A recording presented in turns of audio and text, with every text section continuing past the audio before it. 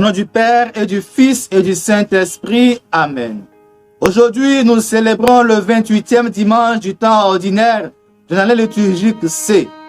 La première lecture est tirée du deuxième livre des Rois, au chapitre 5, versets 14 à 17. La deuxième lecture est tirée de la deuxième lettre de Saint Paul apôtre à Timothée, au chapitre 2, versets 8 à 13.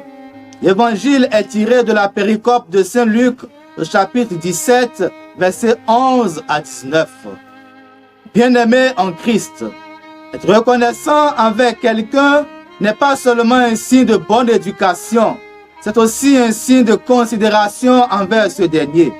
Rendre grâce à Dieu n'est pas seulement un signe de reconnaissance envers lui, c'est aussi un acte de foi.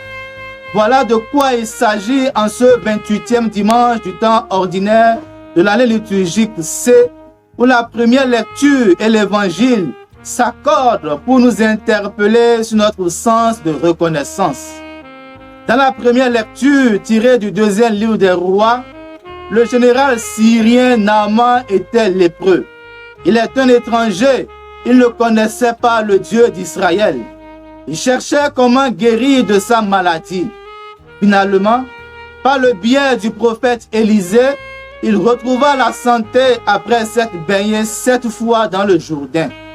Dès lors, en signe de gratitude et de reconnaissance, il retourna chez le prophète Élisée et exprima sans foi en disant « Il n'y a pas d'autre Dieu que celui d'Israël ». Dans l'évangile de ce jour, Saint Luc relate l'histoire des 10 lépreux. Après leur guérison, un seul revient vers Jésus pour rendre grâce. Curieusement, ce dernier était un Samaritain, c'est-à-dire un étranger. À cette vue, Jésus lui dit « Ta foi t'a sauvé ». Depuis notre tendre enfance, nous avons appris que la moindre des choses, c'est de dire merci. L'ingratitude est un vilain défaut. Cet épisode évangélique des 10 lépreux guéris, dont un seul exprime sa foi, sa reconnaissance, nous invite à ne pas demeurer indifférents aux bienfaits du Seigneur. Mais il nous amène beaucoup plus loin que la simple reconnaissance. Il nous appelle à entrer dans une attitude d'action de grâce, à devenir comme Dieu lui-même, c'est-à-dire bénédiction. C'est là notre vocation de baptiser. Saint Pierre, dans sa première lettre, nous le dit très bien. Bénissez, car c'est à cela que vous avez été appelés. 1 Pierre 3, 9. C'est cela notre vocation de baptiser. Au fond, notre action de grâce qui rend gloire à Dieu nous prépare à recevoir des dons meilleurs. Comme le dit bien l'adage, remercier, c'est demander encore. Nous avons donc intérêt, chers frères et sœurs, à cultiver dans nos cœurs, avec une demande pleine de confiance, pour ce dont nous avons besoin, l'action de grâce pour tout ce que nous recevons, y compris ce que nous ne demandons pas. C'est bien ce que nous dit Saint Jean Chrysostome.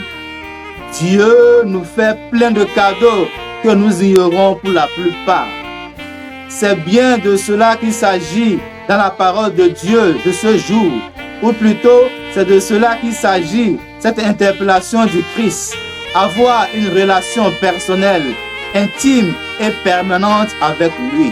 Une relation qui nous fera devenir, qui nous fera découvrir que Jésus n'est pas un simple guérisseur, mais qu'il est le Seigneur de nos vies, Dieu avec nous pour toujours. Une relation qui nous enracinera dans une confiance et dans l'émerveillement total. Que le Seigneur nous aide à être reconnaissants au nom du Père et du Fils et du Saint-Esprit. Amen. Bon dimanche à chacun et à tous.